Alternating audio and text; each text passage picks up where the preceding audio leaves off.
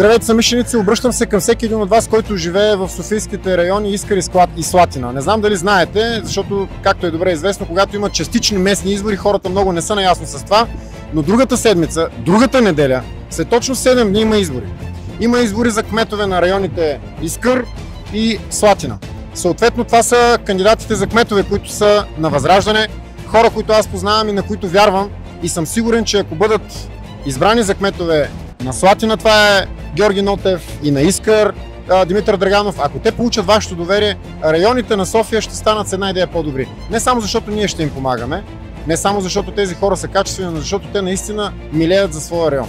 Колкото и да звучи изтъркано или клиширано, Георги Нотев и Димитър Драганов в момента правят кампания, но основната задача, която трябва да имаме преди всичко, е да изкараме максимално много хора, които да излязат да гласуват другата неделя, защото ако не излезете, пак ще имате избрани кметове, които няма да ви харесват, няма да вършат работа и пак ще трябва ние да решаваме въпроси и проблеми, но повярвайте ми, едно е да имаш кмет, друго е да имаш само общински съветници, които да се опитват да свършат нещо, въпреки местния кмет. Аз искам да помоля и Димитър Драганов и Георги Нотев да кажат също по някакви думи за основните приоритети, които те имат, и разбира се, още веднъж да повторим, другата неделя на 15 юни. Излезте и гласувайте за Възраждане с номер 4 в район Искър за Димитър Драганов и с номер 4 отново в Слатина за Георги Нотев. Георги? Искам да благодаря на господин Костадинов за подкрепата и дадения шанс.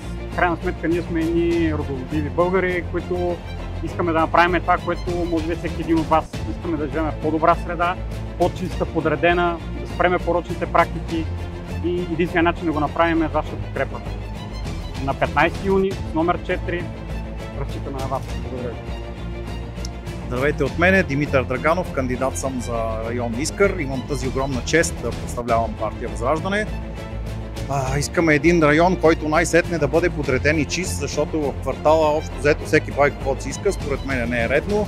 Има много незаконни сметища, които вече от една година помагаме да бъдат почистени, но ако аз бъда кмет, ще бъде съвсем друго и ще бъде съвсем по-чисто. Освен това искам район Искър да бъде много по-модерен, защото в момента се е превърнал просто в една бетонна джунгла, в която хората само спят и няма какво друго да правят. Могат да се организират фестивали, пазарите могат да бъдат направени за фермерски пазари, за български производители, така че има много неща, които можем да свършим в район Искър заедно. Аз накрая ще ви припомня следното нещо. Помогни си сам, за да ти помогне и Господ. Както знаете, когато на избори има висока избирателна активност, Възраждане печели. Там, където имаме кметове добри резултати, където имаме много общински съветници, е имало висока избирателна активност, българите се излезе да ни подкрепят.